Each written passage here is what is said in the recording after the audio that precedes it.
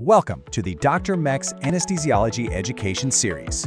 In this explainer, we're going to break down the core principles of Patient-Controlled Analgesia, or PCA. Just a reminder, this is for educational use only and isn't a substitute for clinical medical advice. All right, let's start with a really fundamental clinical scenario. You have a post-op patient, they're in pain, and they keep pressing the PCA button over and over. So what's the built-in safety mechanism that actually prevents an overdose here? This is the central problem that PCA technology was designed to solve. So, let's frame this like an exam question, which you'll definitely see. A patient is on a morphine PCA. Of all the possible settings, which single parameter is the primary safeguard against overdose? The answer, and we're going to keep coming back to this, is B, the lockout interval. Understanding why is absolutely key to using PCA safely. So first, what exactly is a PCA? At its core, it's a smart pump, an electronically controlled infusion pump that literally puts the patient in the driver's seat. It lets them self-administer small, preset doses of pain medication whenever they feel they need it.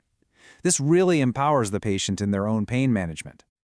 And this graph really shows the main advantage. With traditional nurse-given shots, you see these huge swings in drug levels. A peak where the patient might get oversated, followed by a trough where their pain comes roaring back. It's a real roller coaster.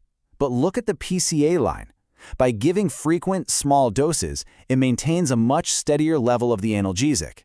It keeps the patient right in that therapeutic window, that sweet spot of good pain control without sedation. So, when do we reach for this tool? Well, the indications are pretty broad, really covering any situation where a patient has significant pain but can't take oral meds. Postoperative pain is the classic example, of course. But it's also a game changer for trauma patients, for those in a sickle cell vaso-occlusive crisis, for labor pain, and even for managing severe chronic pain, like for metastatic cancer. Okay, now let's get into the mechanics of it. To really understand how a PCA works, and more importantly, how it works safely, you have to understand the core programming parameters. This table really breaks it all down. You've got the loading dose to get them comfortable quickly. You have the demand dose, which is what they get when they press the button. There's an optional basal or background rate. But look at the lockout interval. This is the single most important safety feature. It's a mandatory waiting period after a dose is delivered. During that time, it doesn't matter how many times the patient hits the button, the pump will not deliver any more drug.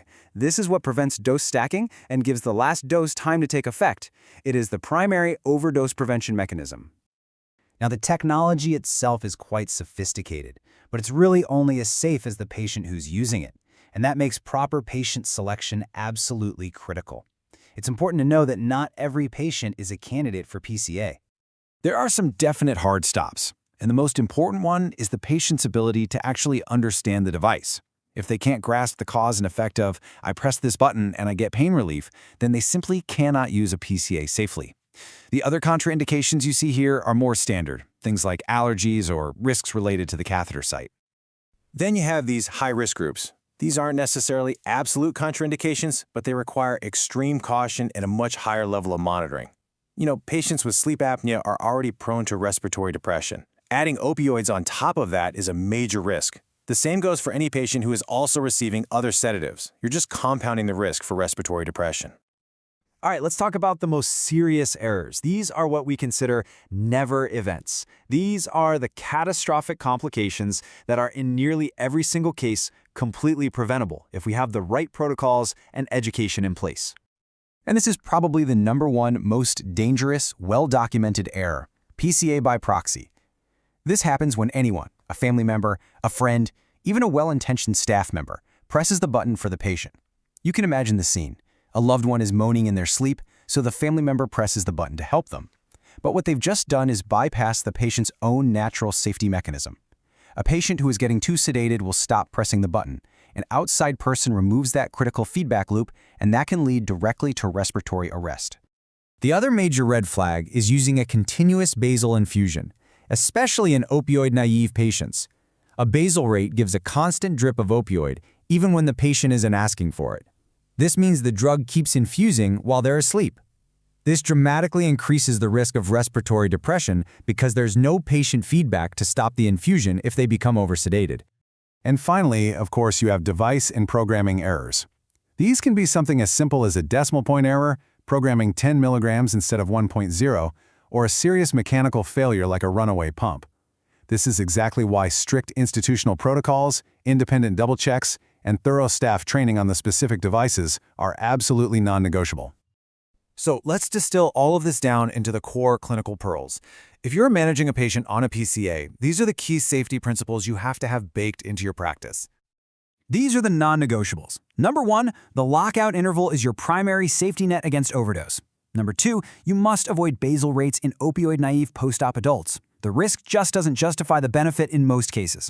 3, continuous respiratory monitoring with pulse oximetry and ideally capnography is not optional, it's the standard of care. And 4, naloxone, the reversal agent, has to be right there, immediately available at the bedside, not down the hall in a locked cabinet. Now, after discussing all of these risks, it's really important to remember why we use PCA in the first place. The fact is, when it's used correctly, it works incredibly well. The evidence is clear that it provides better pain control and much higher patient satisfaction than traditional dosing. It puts the patient in control, and that itself is a powerful therapeutic tool. So we'll leave you with this question to reflect on in your own practice. How can your institution's protocols be improved to better guard against the risks of PCA by proxy and programming errors? Because constant vigilance and systemic improvement are really what patient safety is all about. You've been watching the Dr. Emick Explainer series. Subscribe for more advanced updates in anesthesiology.